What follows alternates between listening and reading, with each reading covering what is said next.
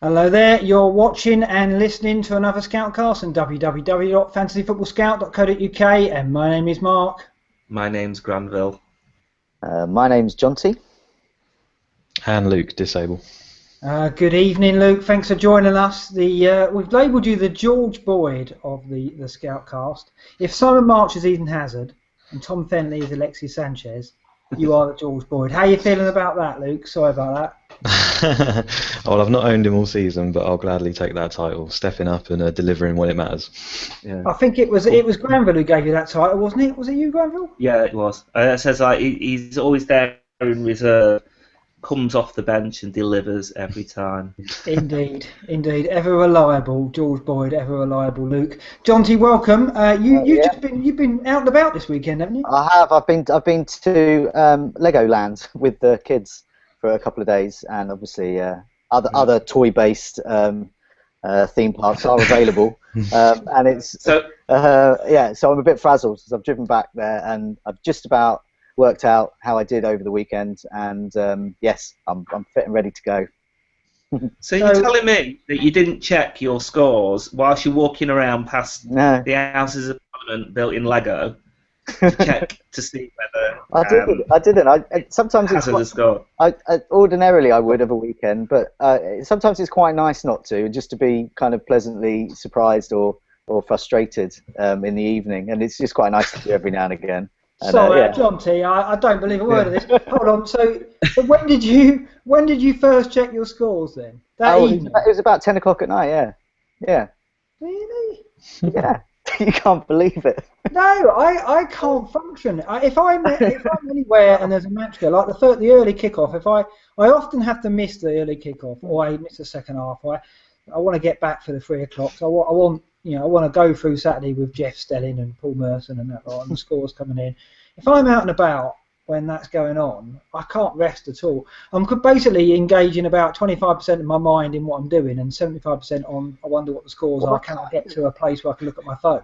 This was one of the reasons this week was okay, because it was all the players I had on a Sunday. I knew everyone else had, really, or anyone else in the top 10,000 or where I am in the rankings. So it was a kind of if they all fail, then everyone fails. If they all do well, everyone does well. So it wasn't one of these things where I had some special rabbit out of the hat type player to fox everyone.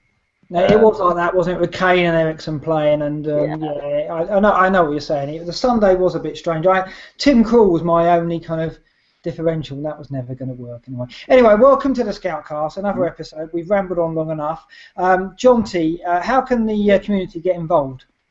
They can go on Twitter, and we're at FFScouts, or on our YouTube channel, where hopefully they're watching now. There's a box in the side where you can leave comments, or on the website itself, which is fantasyfootballscout.co.uk. Yes, indeed. And you've got some questions already collected for us? Yeah, we've got some questions in the community, and we're going to come to, when we talk about our own game weeks, we will be showcasing some of the rough with the smooth answers that we've had throughout the week as well, about their rough and smooth game weeks so far. Yeah. We'll get on to that in a minute. Jonty, while you were at Legoland, Granville has been piecing together his wildcard to see what I've done there. Very excited. I'm very excited to hear that. How's it going, Granville? All right. You've seen. I've given it all away. You have a look at my caption. It tells you exactly what I'm doing. Like no one else would do that with a wild card. I don't see a whole city one in there. Well, I couldn't fit it on. Okay. Seriously, the tagline at the bottom only lets you put in a certain amount of characters, but I am considering one Hull player. Right, we'll get onto that I'm not later. sure where to go, though. I'm not sure where to go with that one, though. There's a question from the community which will ask about Hull assets, and I've got a name for you. We'll bring that up later on. But you're in play with the wild card. You and Simon March, one end of the spectrum to the other. You're going to go full 10 then, are you? A full 10, yeah, rather than the full 11. Yeah. Right. I think, I've got nothing to hide, really. I mean, I'd say I think Aguero would be my only single game week player. and possibly a keeper. I haven't decided on that yet, but at least 9, maybe 10, but no more than that. Okay, well, we're talking a lot about double game week and double game week assets. There's a lot of questions on that. There was a lot last week, even more this week. First of all, let's look at our game weeks before we move on to the community's game weeks in Rough and Smooth. I got 58 points, not a bad game week. Pretty average, I'd have thought, although the average was quite low. Granville, you came in with what, 53? Yeah, 50. Is it 53? Yeah, I'm really disappointed with that because I was in a position where I had my wild card. I've got my wild card now. I was in a position where I didn't have to load up on double game week players, which meant I had a free run at every player available. So, but it's not really worked out that way. I mean, I got Murray and Silver in this week. Nothing out of those two. And whilst I've been getting in players, I've been avoiding Leicester players because there's not really any reason for me to get Leicester players. I know they've had reasonably good fixtures, but there was no necessity to get them in. And as it happens, the Leicester players have come in for you. Yeah, I mean, you needed. Who've got them. The thing is, people who had the wild card, they needed to play. That gives them the opportunity to take a few risks this week. Interestingly, Simon Marsh went with Yaya Toure as a differential. A lot of people went Balassi and Murray, knowing that, well, they had a good fixture and then they could get rid in the wild card anyway, and they probably will. So you needed Murray to come in, didn't you? And so that must have been a big disappointment. What did I say to you last week, though? I says Palace playing at home aren't the same. They're just not as good as away from home, and it's just one of those obvious games that would let you down. You know, on a really good run of form, yeah, getting results against who did they get results against? Liverpool. They've had a few results recently, haven't they? At City. And then when it comes to the game that you expect them to win at home to West Brom, then they stumble. But I just guessed that someone like Murray wouldn't tell. It's 3 double game weeks on the run. He wasn't going to make it 4, was he? But then I looked at I thought, who else can I get? He was the obvious choice, really, to replace Austin. Yeah, it didn't come in for you. It didn't come in for Simon either. Interesting one that Simon went Yaya, because that could have paid off spectacularly, and that actually puts him in an interesting position now about what he does with Silva, Toure, and Aguero, given that his wildcard is now active. Another manager of his wildcard active, John T. Green Windmill. Now, we talked last week about how high could he come. You see where he is now. 27th in the world, I noticed. Yeah. Amazing. 27th with his wildcard active, so top 10. Incredible. But it's like you were saying last week, Mark. You're saying you just can't catch him. No matter what you do, you can't catch him because he'll either do the same as you or he'll do something better. And this week, I mean, looking at his team, he got Baines in. So he just threw that one out there. Just get Baines in, clean sheet, bonus point. There we go, 7 points. So he ended up with 66. It's that extra 6-7 points always on his competitors, and now he's got his wild card. I've got to say though, John T, he has been fortunate because he got Remy, right, and Remy on both occasions hasn't played, and on both occasions he got Bellerin the first week off the bench. Yeah. This week he got Dawson.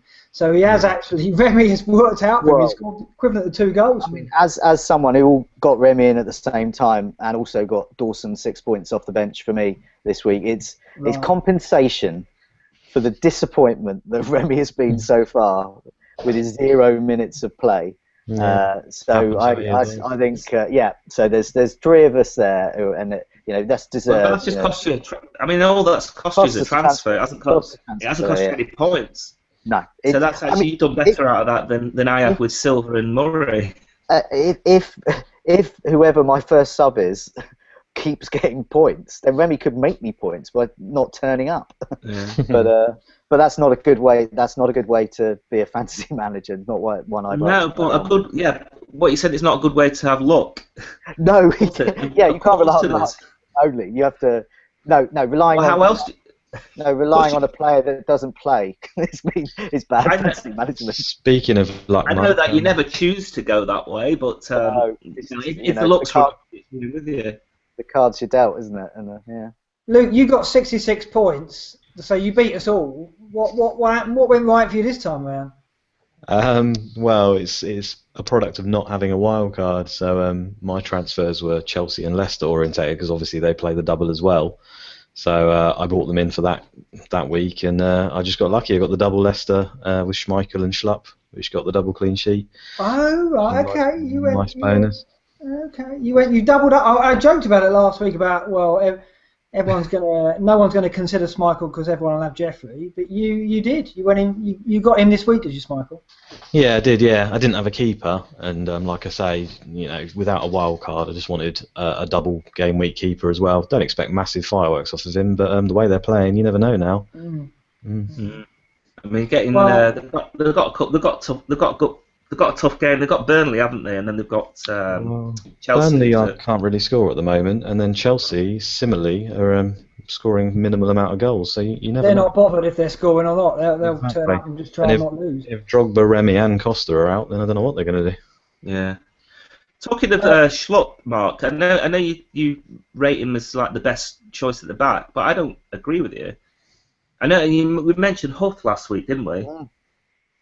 Huth and now Morgan is another option. And I looked at the stats, and Morgan and Huth are having loads of shots, loads of chances over the last few weeks. Yeah, I've got to say, I mean, I was backing Schlupp on the back of him at least playing wing back, if not being pushed forward, and then Vardy's come in and changed all that. So, yeah, I don't know. I think there's still a chance that Schlupp he's still getting forward a lot.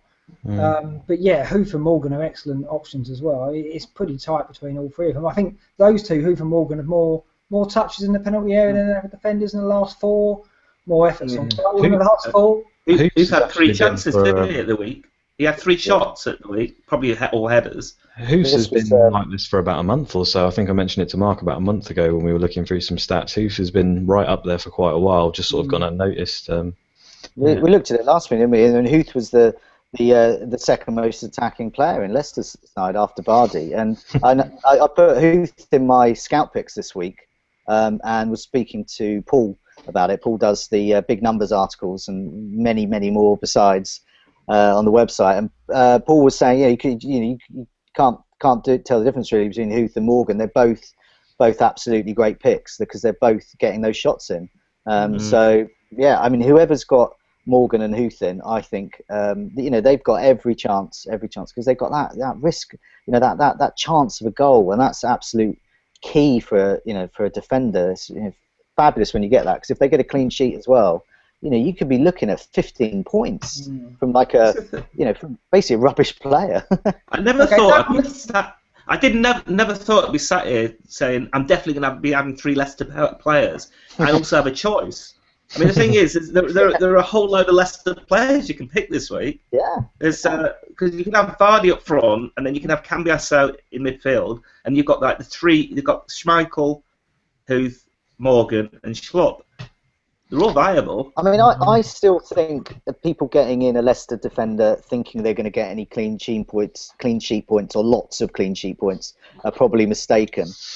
They did get one this week, but they're rare. But anyone who's getting a Leicester player because of their attacking point of view, great. They're refusing to go quietly from the Premier League. Who's actually on set pieces at the moment for Leicester then? Is it all Brighton on them when he comes? It's all about Cambiasso, isn't it? Cambiasso's the one. Okay, because if he's feeding Huth and Morgan, you'd expect maybe an assist from him at least. We've mentioned Cambiasso before. He's quite a boring player. I mean, he hasn't got lots of shots in the box or anything like that. But he's just on these, the set pieces, the crosses, the corners. These types of things. These are the boring way to grind out points. And if you've got a double game week, that's the key. He's a pretty good player to get for the double game week. John, you're all about boring ways to grind out the points, aren't you? So that's perfect for you. No one's mentioned it yet. I'm surprised because I've been lucky with injuries. Nugent. Is anyone going to give me some flack for this? I'll go first, because we were saying I think we were saying how other people were saying how fortunate that you've been, and Granville in particular, how fortunate you've been with injuries. You've almost got players in and then haven't in the end. So you missed out on Remy's injury and then Sturridge and then David Nugent, and there he is. I was quite surprised to see him in your team. And then, he just gets injured in the warm-up. Yeah, a warm-up injury. That's the The most worst case. the most unfortunate injury of all is a warm-up injury. It happened in earlier in the season to Zeko, didn't it? Yeah. And they Because you're just full of really. hope, aren't you? Yeah, I was like looking at that fixture going, well, I'm Oh. going to get something from Nugent. And the warm-up, I saw the tweet, and Demi first put it up, and I thought, what's Demi playing at here? Is he playing silly Winding you up. on? I was gutted. And now I'm in the same situation with you guys with Remy. It's like, what do I do now? I've got to wait on the news, and I was sitting pretty with 6 double game week players plus my transfers this week, so I'm looking at 7 or 8. You've got no wild card. Oh, you just got to keep him in hope. I mean, that's what I'm doing with Remy.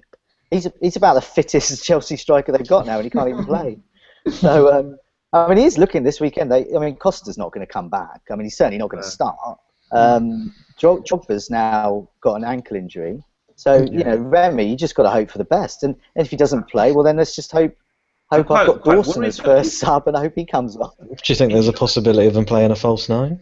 No, yeah, this is the thing. That's my worry. That if he pushes Hazard up as a false 9, which is probably the best pick up, I think that's bad. I think that's really bad for the double game. That's not his position. Fabregas has played it before, hasn't he, for Barcelona? So I suppose they could look at him. Played it for Spain. Yeah, he could do it for Spain, but it's not very effective at Chelsea. Wow. Could Quadrado play it as well? I don't know whether he's don't think he's ready yet, is he? But I mean, they're not going to. I think they'll just look for one goal again. It's bad news. Yeah. It's bad news for those with Chelsea players if they don't play with a striker, because you've suddenly got players out of position. You know, you don't want Hazard as a false 9. You want him where he's always playing, and you don't want Fabregas there. You want Fabregas somewhere in the midfield driving on, and the last thing you want. Yeah, I mean, whoever it is. I mean, this, even Drogba. It's been great for us who've owned other Chelsea players. They have Solanke as well. So I don't see why he shouldn't start. I mean, they haven't got another striker, then really they should chuck him in. But who knows? I don't know. He doesn't. He didn't play him at the week. I think Remy. Yeah. Okay, we lost you there, Joe. Never mind. So enough about my Nugent woes. Rough with the smooth, Jonty. Are there tales of woe from the community? Yeah. There are. I was just going to say you're cutting out slightly for me there, but I did get that you were asking about the rough with the smooth. So I'm going to kind of plough on with some of them, and we had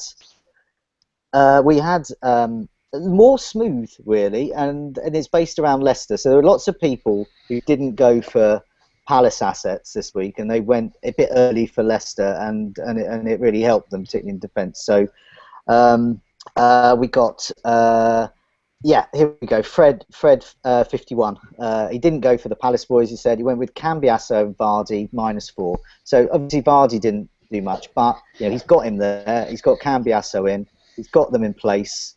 And combined they did better than any Palace players he would have got in. And there he is. So he could field 11 for the last game week, and he's fine. So that's a pretty good one there. There was there was Carl here. He said I got in Big Wes Morgan. He calls him now with his free transfer. So he's really happy. He's got 11 points there. So that's a nice smooth week for him. Another one, Patrick Bateman, also got Morgan in. These are really boastful Morgan owners now. I like this one. It's Dusan Citizen. I suppose it's a bit of a rough and maybe a bit of smooth here. He got Kolarov in, and he said owning Kolarov was so exciting. And he nearly scored a goal. Oh. But obviously didn't, because he's Kolarov. That might as well be his middle name. Yeah. But the thing is, obviously, Dusan Citizen is by his name. Is obviously very excited owning Man City's roving fullback there. He got Balassi in though, so that's a bit of a rough one for him. I mean, this one, I love this one from McNulty. This is how he starts his telling us about his best game week of the season for him. So he sold Bellerin free up an Arsenal spot, he says, and he got Wes Morgan in, so another one there. Common theme, yeah. So now he was forced to play a bit of Palace defence, but then he had and then he managed to get he had Myhill and Lescott coming in for him as well. So he had the West Brom defence against Palace, right? And then he got Ivanovic getting a clean sheet, and he had Font from Southampton. So this is, got a few points there as well. So he's chipping away at the points. And also he had the usual ones that many have, like Hazard, Aguero, Kane, Eriksen. And so he's ended up with a 2,000 game week rank. So game week rank of around 2,000, which is, that is pretty good. I mean, it's very, very hard to get anywhere near one to two. I mean, that just shows you sometimes when your options are narrowed. He was forced into playing Myhill and Dawson, which in an ordinary game week he'd probably wouldn't have played both, would he, at Palace? Yeah, and he's and I think he says, there we go. He says the downside was having Remy. So I mean, but it wasn't, because so many of us had these West Brom players we didn't expect anything from, and they ended up delivering. I just wanted to mention Gardner again, who scored for West Brom. The Pump Master, who's a regular community writer of ours, 2 weeks ago said get Gardner in, duly delivered with a goal, and those who got him in have been rewarded for a second week. So, back-to-back goals. Did anyone get him in? I don't know. Anyone get him in? I hope the Pump Master did, followed his own advice. He deserved it, but no, I'm not sure. I mean, no one I know, but maybe they should have done. They've been getting a lot of points out of him for a very cheap player for the last 2 weeks. Yeah, he's one of the, I mean, he always threatens with those long-range efforts, and he spoke about 5 or 6 weeks ago about the fact he's frustrated he hasn't scored more goals, but it's just at the moment everyone's looking at double game week players, and they have been for 2 or 3 weeks. Yeah. So you just, unless you had a wild card active this week, it would be the kind of punt you would take maybe if you had a wild card to play, but you're just not going to take those kind of risks. No, I think Punt Master should look into playing play on. I think there's some serious money to be won there for him. Well, that's the thing. It's those games where you can take those one-off. Well, yeah, the last 3 to 4 weeks, he's been on exceptional form. So much so people are actually starting to think that he's some kind of witch or wizard or something, which he may well be. I mean, well, we'll see about that. But yeah, I mean, great tips, and yeah, I mean, the whole game week is a very strange one, and it just shows you how luck can turn when you're forced to make decisions, and it can just fall your way.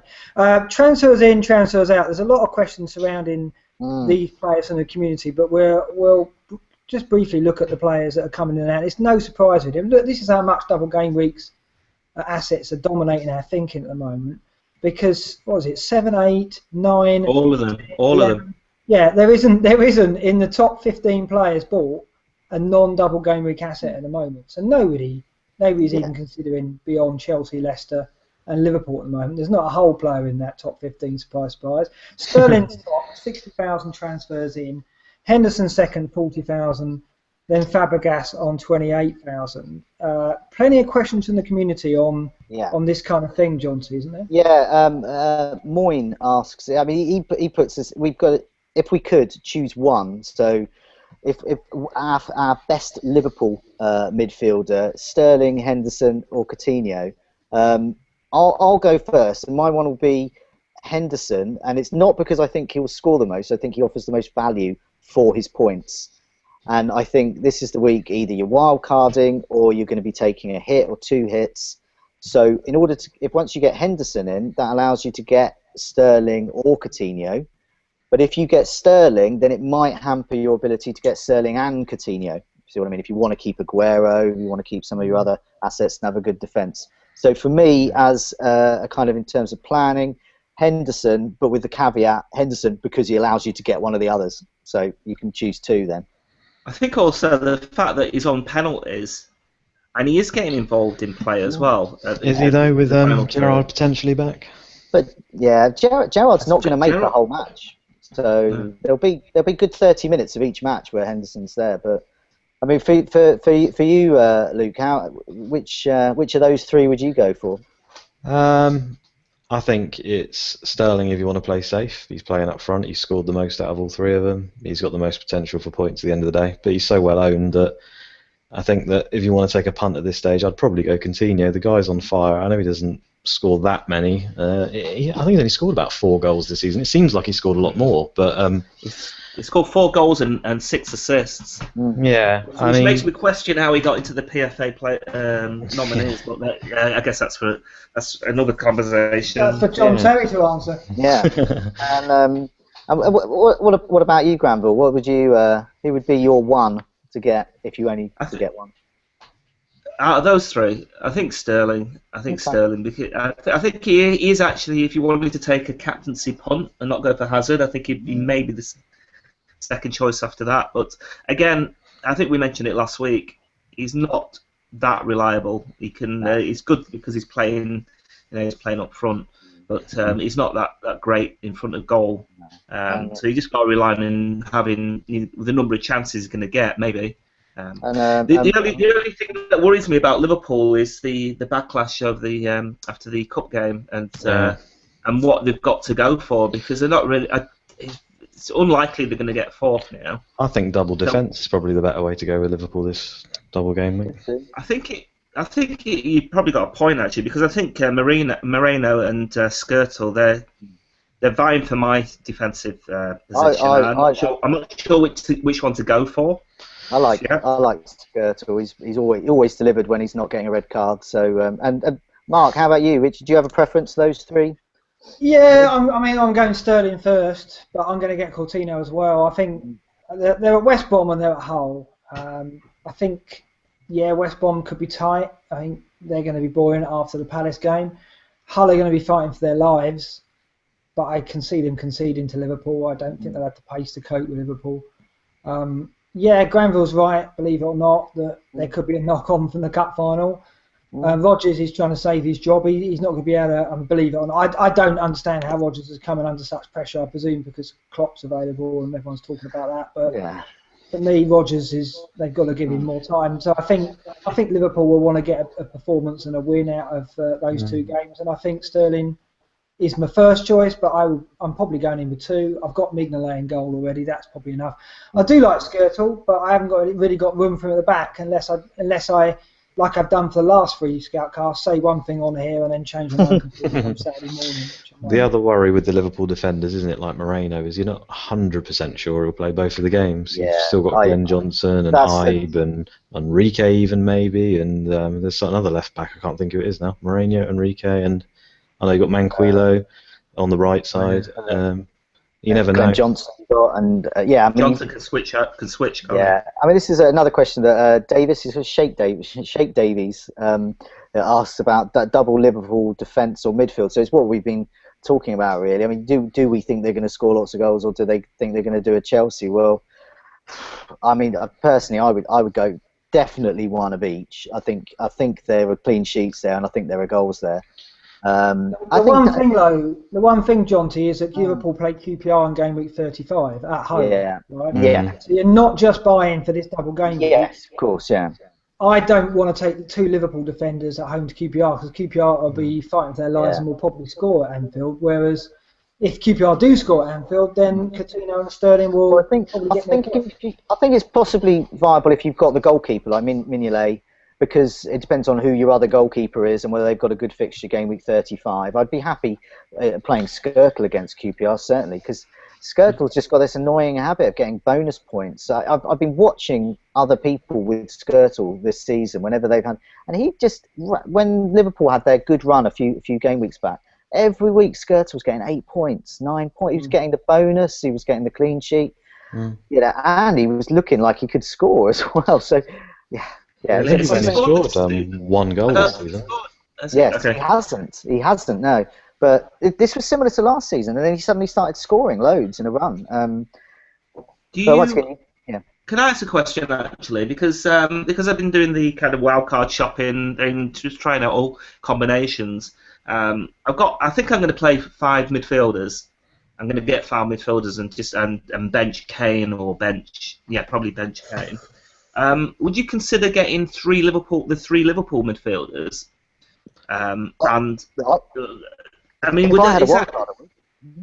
You get the 3 Liverpool rather than having two midfielders and a defender.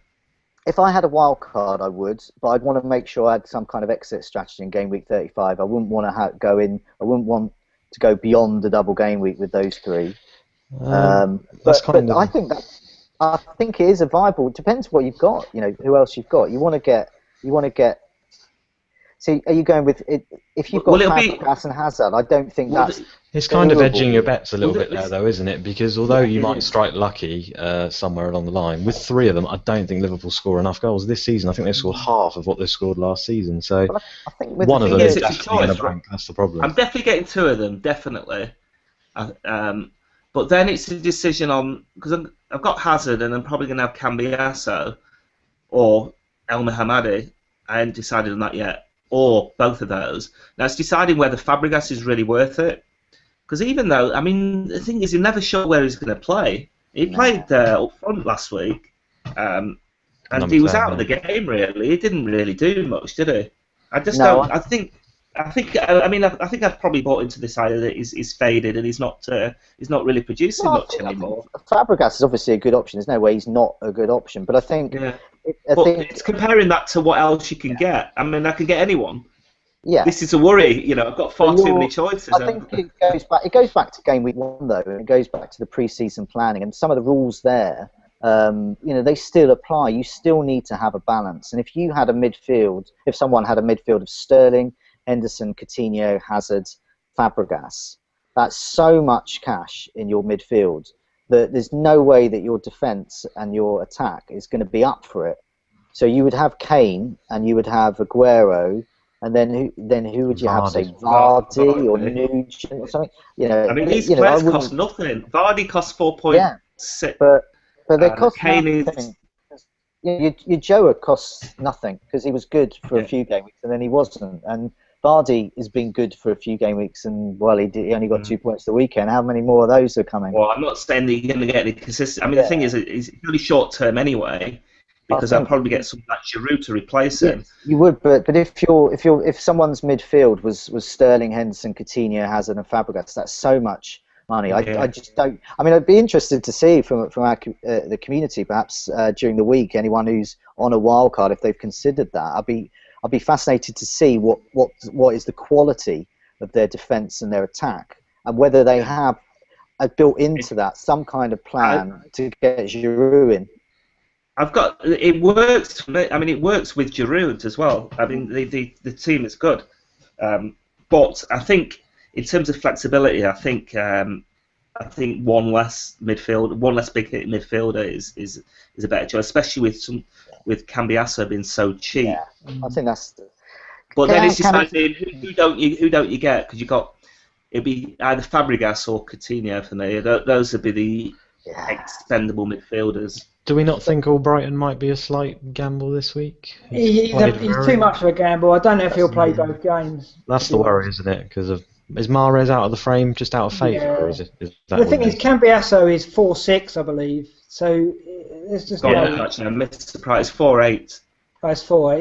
It's still that's the one you've got to go for. He's sure to play both. I didn't think he would have the legs for 2 matches, but he's become so important to them, and he's actually changed the way he plays, and he's able to. It looks like he's going to play both games for sure. A few weeks ago, I didn't think that would be the case. But he's quality, isn't he? He's proven quality, and this time of the season, when it matters, those kind of players are great. They're great to have. They've got that experience.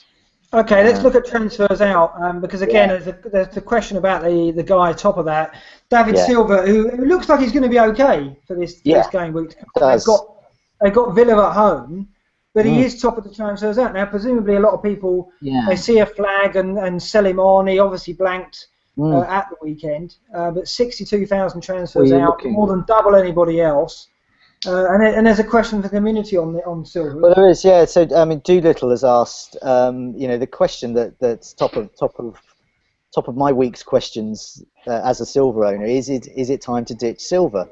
So this is regardless of any potential injury. With all of these Chelsea, the Liverpool, Arsenal, I mean, all of the ones we've just been mentioning about trying to squeeze all these great prospects in for the double game week and beyond. Is it now time to cast off Silva? And I mean. For me as an owner, it's a nervous thing, but I think the way they're playing with Aguero, it's shifted the balance of power there in FPL has shifted back to Aguero. He's racking up the goals. Silva's not. What I know Granville earlier before we went on air was talking about his worrying propensity to getting yellow cards as well, which is, I mean, when you've got these double game week options, even if these double game week options do nothing, they're still going to get 4 to 5 points.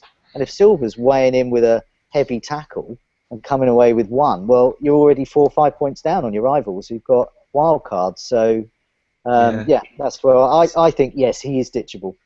He's a bit of a letdown for me actually this season. So I'm not, I've got no qualms in ditching him. My only worry is game week 35, City home to QPR. It's just one of those games that you kind of worry not having big.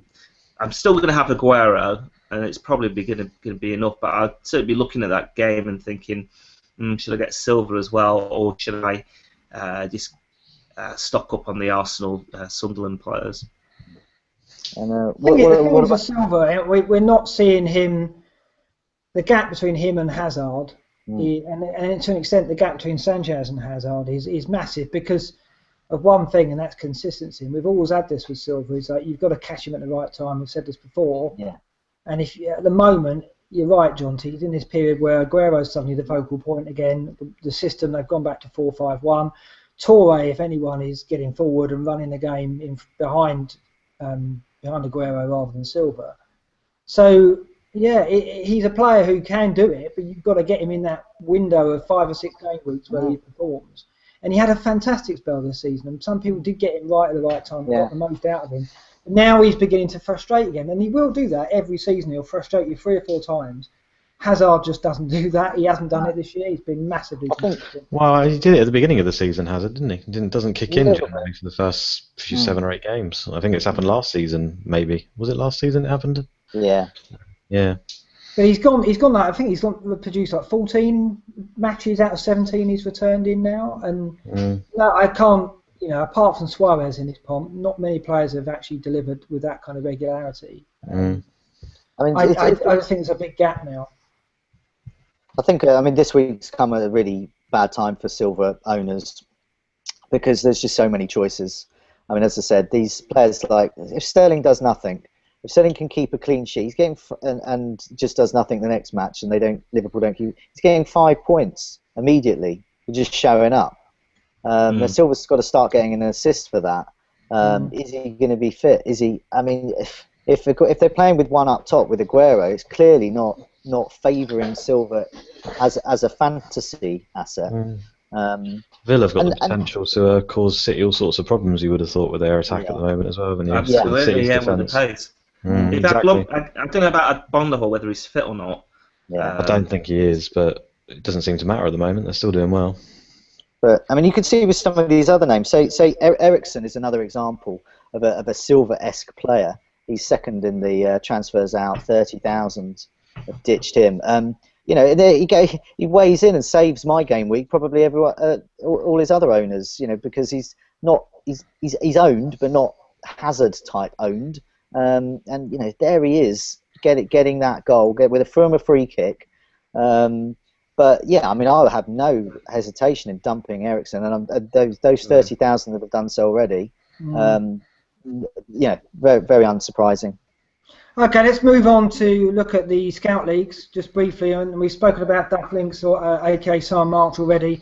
He's still there, 24 points ahead. So he lost 1 point on his lead. He didn't have a great game, 55 points, but he was 25 ahead. Now he's 24 ahead, and his wild card is active.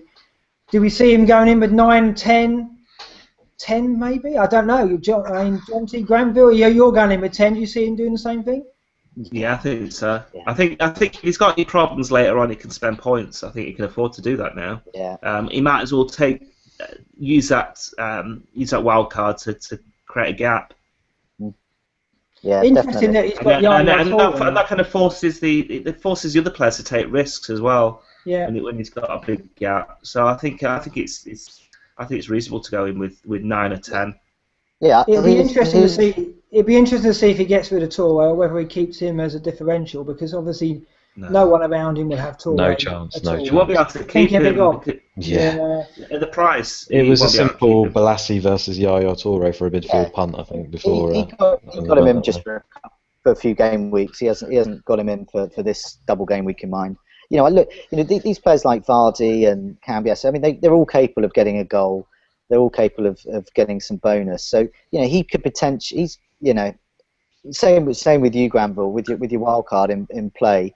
You have the potential to get 100, 120 points this week. It's there if it goes right, and also even if it doesn't, well, wow. So you're left with 3 Chelsea players. You're left with Sterling. Oh, yeah. And this is it's pretty low risk as well. You're not left with players with a blank or really bad players, and you're left with Leicester players who are cheap as chips. So you just bang them on the bench. Game week 35. Yeah, so this is the game week coming where Simon could seal the deal, couldn't he? If he comes in, he gets like a 20-point advantage out of this, and he'll be 40 ahead going into the final 3 or 4 game weeks. That should be it. And it could be even bigger than that because the teams around him, I think they're going to struggle unless, they're not going to gamble on spending too many points, but they're going to know they're going to be up against 9 double game weekers at the very least. I mean, 10. the only way it will not pan out for him is if there's a scenario that I do not think is going to happen, is that the single game week players he's either dumping or he's going to be leaving on his bench. Kane gets a hat-trick at Southampton, that type of scenario. That's his worst case scenario. Leicester get hammered by Chelsea. Where do I remember that from? Yeah, I mean these things, but yes, Kane has a habit, as we know, when he played Chelsea, and of springing these surprise points hauls. And I personally think, I'm a big fan of double game weeks. I think that you're always going to be, on the whole, you're going to be better off with double game week players than the single game week one. But the only way it's going to wrong is a very small percentage that these single game weekers absolutely excel and the double game weekers don't. But there'll be there'll be one or two who you think, but you probably never had them anyway. There'll be one or two who outscore the double game week players. Yeah. There always is. I think there'll be -4s and -8s in the top 10, won't there, at least? Yeah. So he's got that as a gain regardless. Straight away. Yeah. Exactly. Okay, so he's also winning the Members League. I noticed that third in the Members League, Green Windmill. Andrew Gibson's gone in. He's entered the Members League just to get his name mentioned on the Scoutcast again. Probably. That's all it is. We'll have to get him back on because he's obviously keen to get his name mentioned. But he's now third in the Members League, but Simon's running away with that, obviously. And in the Ultimate game, Damien Lindell is still top of the Scout League on 2496. And over in Sky, Kevin's been toppled. Kevin is off the top of the Scout League, and he's off the top of the game overall. Jeff Pryor, who won the Dream Team Scout League, I think came third in the Dream Team last year. He's top of now of the Fantasy Scout Sky League, and he's second in Sky. Kevin's dropped down to third overall, but the gap is just 5 points. 2127 versus 2132. Mr. Graham Bell is top of the Sky game. Luke, how are you doing? Have you broken the top 100 yet, Luke? No, I'm 131st, so just outside. But I've got 7 transfers left, and I think the average transfers at the moment, they did it for a top 10 as well, which is 3.4. So there's room to be gained there, hopefully. Okay. So do you have a plan of attack for this week then, with the double game week? I know there's no such thing as a double game week as such in the Sky game. Yeah. There are with the captains, aren't there? There are, yeah. It doesn't really work out in terms of captains unless you want to use them all up, unfortunately, just because of the way the fixtures have fallen. But I'll certainly be making quite a few transfers. I think 3 or 4 I've got planned this week, so hopefully that'll benefit me. Gutsy stuff. I expect you to push into the top 100 then. That would be an achievement after what you put down as a mediocre season so far. More on that in a bit, but that'd be pretty good. Pushing the top 100 in the season after finishing 5th. Pretty strong. Granville, clean sheet time. Let's look at the weekend preview. You've got some extra fixtures to throw in there, of course. Have you done your homework? Yeah, I've been naughty. No, of course been naughty. It's all on the fly. Back of the class. No, let's have a look. I think, let's say Stoke at home to Sunderland. No, actually, I won't go for that one. Let's go. Let's say Leicester are going to keep one away to Burnley. How about that? I think. Yeah, I think so. I'm behind that as well. I think there's a few away ones possibly. I'm just going to go for the popularist ones now. What do you think? Swansea? Chelsea. I think Liverpool. I think Liverpool are going to manage one against West Brom. Yeah. Would you stake the Reds? It's tough. That's tough. You never know. And Chelsea won't get one at Arsenal, but they'll definitely get one at Leicester in midweek. Here's one for you. QPR at home to West Ham. West Ham aren't interested, are they? Yeah. They're not playing, are they? So, no, they've gone. Yeah, but QPR are dreadful at the back. I think, my mum could score against QPR's defence. I think Swansea got quite a hard chance this week. Yeah, well, I also think Newcastle have weirdly. Yeah, 0-0 I can see on that. For the same reason that Swansea don't have any strikers. Yeah, I could see Newcastle and Swansea, and these are the kind of nightmare results that you don't want if you've got a wild card now and you've stocked up on your Leicester players. No Leicester clean sheets, and then all these people with like Yun and Swansea, like actually Williams and Janmaat. Yeah, maybe Newcastle will score. Janmaat will get an assist, and they'll get like 10 points. All these Janmaat owners. All these Janmaat owners. I don't think it's that many. I'm an ultimate owner of Janmaat, so I don't mind. What do you think on Southampton Spurs? Because that's a fixture where we've all got a Southampton defender. Jonty, you got Davis. We've all got Kane. Yeah. I've got Bertrand. Now, presumably, we're all looking at our teams and going, okay, if we've got to play single game week players, that fixture's got Kane and at least one defender in it. Are you going to play? I mean, you're going to play Davis in goal, Jonty? You've just bought him, so I guess you are. Yeah, well, I've got Pantilimon, and I think I would play. I'm tempted. I don't know yet. It's 50-50. I think they've both got equal chance of a clean sheet there. It's not great for either of them. I've got Klein. I'm actually one of the reasons I've got Davis in is because he gives me the option to ditch Klein. I've got double. With Klein's not getting extra beyond clean sheet potential as it stands. He is a nice fit for Skirtle. And there's other. Yeah, there's that's a nice easy move.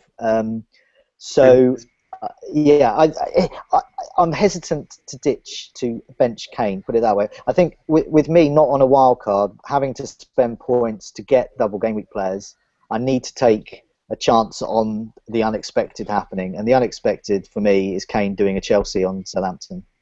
That'd be horrific for me. That would completely ruin my double game week and wild card. End my season. It happens seriously. Because I'm going to be benching. Be positive, Granville. You never know. He might pick up an injury. I'm going to be selling him or benching him for sure. I'm really hesitant to bench Kane in my position. But if I had a wild card, I've sold him. You've sold Kane already, Luke, have you? Yeah, I'm at that rank where it's a bit of a punt city at the moment, so I've sold him for a -4 for Vardy. We'll see how that works out. Heady day. See, if an alien was beamed down and they just had like a quick half an hour, like someone told them about the Premier League, oh, Kane, he's got 20 goals, actually he's got 30 overall, and then there's this Vardy who plays for Leicester Championship side somehow in the Premier League, and they would go, and then this guy got rid of. But I agree with you. I think I'm a big fan of double game weeks, and you think, what the hell? Why not? I think that's fair enough. I can't see Kane doing what he did to Chelsea at Southampton at the moment. I just don't think Tottenham have got the motivation. But I don't know if you know. It'd be polite. When looking at the defensive stats of the teams, Southampton really surprised me. They were the third or the fourth worst up till the Stoke game in terms of conceding shots in the box. So there's things happening at Southampton's defence that are not great at the moment. It's ever since Forster got injured for some reason. It seems to have made their defence a bit more shaky. Yeah. I've got to say, Davis's performance at Stoke wasn't very convincing. It doesn't look the same at all. So, and I looked at the stats as well. And Southampton have only kept 4 clean sheets away from home all season. Everyone talks about their defence, but it's at St Mary's where they've been strong. Away from home, they don't concede many goals, but they're not keeping clean sheets. So I know. we've still got 3 away games. So I think you're On doing that- the right thing by getting rid of Klein, to be honest, Yeah. because I just don't think you're going to get much from that too. I still think it's good to have some kind of Southampton cover somewhere, but it's in terms of the money. And yeah, Davis, he's so 4.5. It's not that cheap though. Klein's not that cheap, and Bertrand's not that cheap anymore. No, It's they're been not. painful owning Klein the last 2 game weeks because he got benched last week, and then this week he got 0 points because he got let into and the yellow card. On that And note, I could have played Zuma this week, and it crossed my mind. But then I was like thinking, well, he could get a cameo like he did the week before. So I changed my mind and went for Klein in the end, and he got 0, and Zuma got 6. I just wanted to mention that I mentioned about Southampton's defensive stats earlier. JK is the one, has quite rightly pointed out via YouTube that it was him that gave me and the rest of the community those stats about Southampton's leaky defence. So JK is the one, not myself. Yeah, give some credit out. Come on, John T. Stop claiming everything for yourself. You know, he's jumping about in his room right at this minute because he got a mention. Honestly, I know that meant a lot to him. I've stolen his mention, but I've given it back now. So. Jesse, should we round off some questions from the community then? Because we've got a few to get through here. Yeah, so do you want to fire away with some? Oh, let's go for it. So let's go first one. Patch 42. Have Charlie Austin and Christian Benteke's recent heroics fooled us into thinking double game week players improve their performances just because it's a double game week? Question for Granville first. Well, I'm always fooled by something. If I'm not fooled by players like turning it on, I'm fooled by myself, like changing tact. And I don't know. I'm quite pessimistic about quite a few things in FPL, and I'm pessimistic again about this double game week because there's so much in it. I mean, because I'm playing my wild card. Yeah. It's the first time I've kept my wild card this late, and I was kind of cursing that the fixtures hadn't been. They didn't seem to have fallen into place up until this, up until now, and it could easily go wrong because I could pick the wrong 3 Liverpool players and the wrong 3 Leicester players because there's so much choice. And also for Luke and Mark, you've got Leicester forwards in your team, so you must think that they're worth getting. Well, for me, I just thought I'm banking on Kane blanking, and as you say, Vardy's got 2 fixtures, so straight away he's up on the deal. That's all it is, really. If he gets anything, Vardy, it'll be a bonus. I just hope Kane doesn't do his Chelsea benching scenario again, like we've already mentioned. But just going to take a risk on it. I think he raises a good point though, because I know you, John, just as much as Granville hates them, but you are kind of like lured into it all the time anyway. So when you've just had one and you've seen what can happen in a double game week, because I could have got Benteke, I was close to getting him and doubling up on Benteke and Austin. The fact I didn't now is driving me to go, oh, I'm going to throw some points at it because look what happened last time that I played it safe. So you were talking last week about spending 8 and not thinking about it, and I'm now thinking, well, maybe I should. Maybe I should. Sterling could see a -4. Maybe I shouldn't stop there. And it is because just a few weeks ago I missed out on the Benteke and I watched those points roll in for those who were brave enough. So I think that's a good point. Well, let's. Here's another one from Doos and Citizen again. We mentioned him earlier. Simple question: Hull assets. So there we go. I mean, who's being fooled into? I mean, let's go because Granville. Surely you're the only one out of all of us that's in any way considering Hull assets. Have you? Do you have any? Let's just go through the players in the frame, and they're not great choices, are they? Really? There's up front we've got Ndoye. He had a bit of a good run at it a few weeks ago. He had a good run. He scored a few consecutive games, but since then he's missed a lot of chances. He's been I think he was injured. He's had a little injury, and I'm not completely sorry. I said the bottom line is he plays for Hull, isn't it? Well, this is the bottom line with all these players. The other player is El Mohammadi, who I think is a good option, but the problem is who don't I get in midfield if I'm going to get him, and I'm pretty set on getting Cambiasso, so it'd end up with Cambiasso and El Mohammadi, and I'm not sure I want to do that. No. I don't think there's any choice at the back. I really don't. I've considered McShane and Robertson even, maybe McGregor. But what If I'm about going to, Harper replaced him, didn't he, recently? McGregor, not even McGregor's safe. I think Mark's got one for you. Yeah. Telling me about that. Please, sir. Okay, Mo Diarmi. Now, remember him earlier in the season? Yeah. He had those 4 goals in a burst of 6 matches. He got 2 assists as well. I think he got 2 assists, 4 goals in about 6 matches. He's been injured. He played off the bench. I think if Hull are going to stay up, Mo Diarmi is going to have to play in these last few games, and he's got it in him actually. I think Bruce has got no strikers available. Well, he hasn't got Jelic, so he's got Ndoye. I think he'll play Diarmi behind the striker. I think Diarmi could be an option. 5-1, he's a real differential, but if you're looking at anyone at Hull, I'd gamble on him if you really got to. Is Gaston Ramirez due back any time? I know he's not really up to much, but he could potentially replace him in the Hull, couldn't he? It's the injuries, really. I mean, that's the reason why I wouldn't go for Sturridge. Well, apart from the fact that Sturridge is way more expensive, or Remy. I think you've got to go with players who you think are going to get the 2 games. Although there's no point.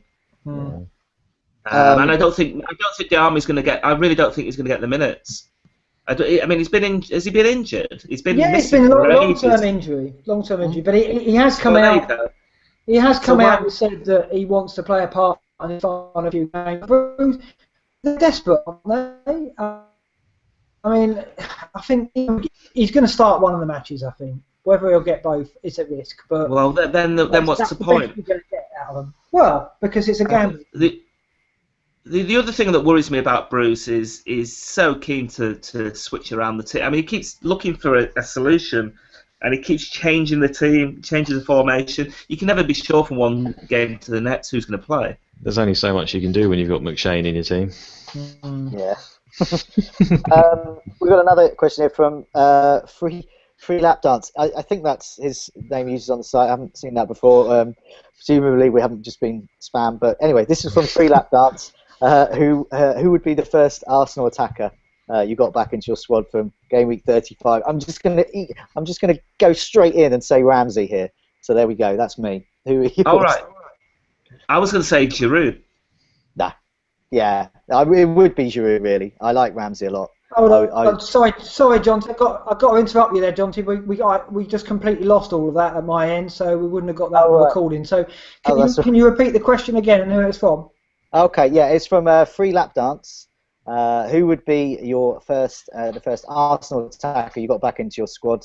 Game week 35. I'm a big fan of Ramsey.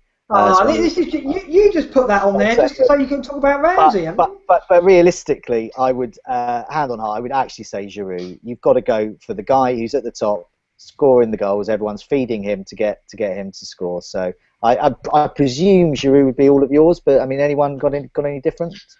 No, he's the best option really. I think as well in terms of value and right at the top, like you say, safe choice, isn't it? Yeah. This one from Inzi. Now this is a good one as well. Those playing catch up.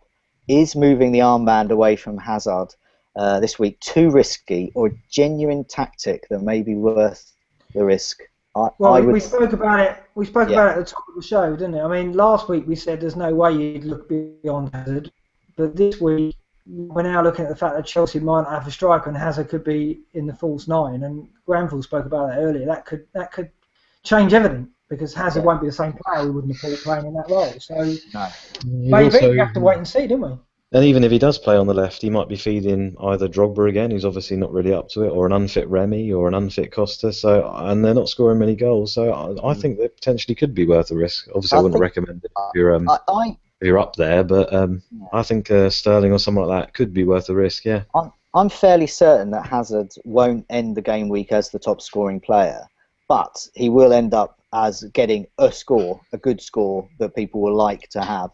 It's the bonus points with Hazard, isn't it? If he does anything at all, he just cleans up. There will be. There'll be a Leicester player. There'll be a Liverpool player who will get an obscene score through. It may even be a defender. Often in these double game weeks, you get a defender. All they have to do is score a goal, a couple of clean sheets and assists, get the bonus. and suddenly they're way up there. That's all they have to do. That's all they have to do.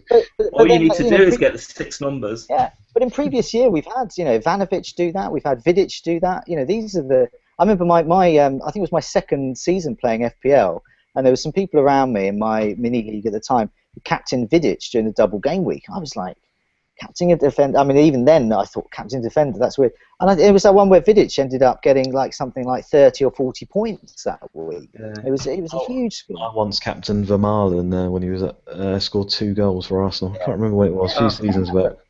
I remember that in his first season. But I actually, the first year I played FPL,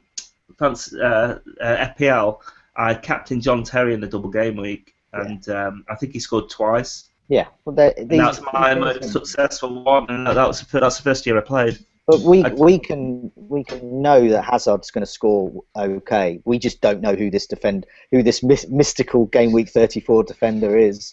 Which is why you have to play it safe, really, with Hazard. Why you have to get Hazard. I don't think there's choice, and also it's on penalties as well, which no, I don't think any other choices are they? No. Henderson maybe. But have we got time? Have we got time for one more question? A final question? I just want to go back to that point about Hazard. I think there's no doubt that if you're leading, you'll go with Hazard. If you're in the chasing pack, though, I mean, the people are chasing Simon Dufflinks. The hope that they've got is that they pick Sterling as captain, and he goes absolutely crazy, and Simon March picks Hazard, and he gets a couple of 2s. That's probably, if you're chasing, the only hope you got. I mean, in my situation, same if I'm going to go Sterling because he's got his wild card, so he's going to have more double game weekers than me, but he'll probably captain Hazard. So I could captain Sterling, and I'm thinking about it because there's every chance that Sterling could get a couple of goals, as he's got it in him, and Hazard might, by some miracle, get a blank. But so it's become more of an option as a result of watching Chelsea play that game against United and having 30% possession. Suddenly you think, well, they could go to Arsenal and settle for a draw quite easily. I think they will do. To be honest, it could be a containment. So. Yeah, I think that's right. But yeah, so one more question then. One more. This room's our friend Stilicho. So, what song summarises your season so far? I've just seen this. I've immediately. So my one is the Birds, 8 Miles High. It was game week 8. It was well, I went from game week 8 there. I went from God knows where, somewhere absolutely nowhere, bang into the top 10,000. Never left it since. So 8 Miles High since then. Anyone else? Think of it now.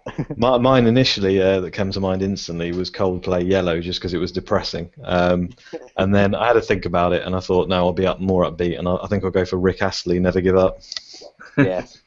I'm surprised you haven't gone Radiohead if you're gone depressing, because there was that thing about the other day about you looking like Tom York on Facebook, I see. Yeah, I get that a lot, especially when I used to have Talking of Radiohead, someone actually on that post came up with 2 songs, one for me and one for you, Mark. Go on. And the one for me was they were both from OK Computer, and the one for me was Let Down, and the one for you was Lucky. Lucky. I have been recently. Fair enough. That's so predictable, unbelievable. I'm going to go for, as I'm chasing top 100, I'm going to go for Somewhere Over the Rainbow, John T, because that's basically what it is. And I can touch it. I can see it now. I'm so close. I've just got to see if I can get over the line. So I've got my red slippers on, and I'm hoping for the best, basically. So. Yeah, I'll go a bit of Judy Garland. I'm a big Judy Garland fan, obviously. Obviously. I'm thinking, is there any song I know with Dullard in the name? But no. I know, we're trying to scam. Because we invented the silly name, didn't we? But I think we should make one.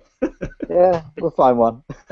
I think the community should come up with their top 100 FPL theme songs up and use the rest of the week. We'll get to the weekend at 11:30. I'm sure we'll get plenty of puns on the site because of that. But yeah, it was quite. When I saw this question earlier, I was like, well, I'm going to do a bit of a search for this one. And I spent most of the afternoon trying to look for songs and couldn't find anything relevant. Couldn't find So I couldn't come up with a clever answer. I like your 8 Miles Harlow, John T. You didn't just come up with that. You were at Legoland thinking about that one. I only just saw it. Instant. Fair enough. Luke, thanks for joining us on this week's cast. You were very fine. Came in at last and provided those 2 points off the bench plus a point for the clean sheet. I think we'll give you this week. So thanks so much, Luke, for that. Best of luck pushing into the top 100. I think you're going to do it. I think you're going to make it. That would be great. But yeah, good performance in that. John T, thanks for joining us from Legoland. Thanks for rushing back there and community questions. We'll see you next week with more of the same. And Granville, wildcard active. Good luck with that. I'll be watching out for that 3-digit score. Can I be excused from the podcast if it doesn't come in? Can I be excused for the rest of the season if it doesn't come in? Yeah, this is it for me. If you don't make a 3-figure score, if you don't beat me in this week to come, then you're I'm not going to be greedy going for a 3-figure score. It's not going to happen. But 20, 30 points ahead of because I've only got really one thing to play for now, and that's just coming second in our mini league, and beating Ben. That's all I've got left really, and getting into the top 10,000. That'd be nice. That is highly respectable, Granville. I'm sure you'll achieve it. So we'll watch for your wild card and your Modai Army pick this weekend. I've got to see that whole player in there. I really hope to see your lineup of a whole player. Then you've got to screenshot it and keep it for posterity because that's not going to happen very often. It's a good night for me. Good night. Good night. And good night. Good night all. Thanks for joining us.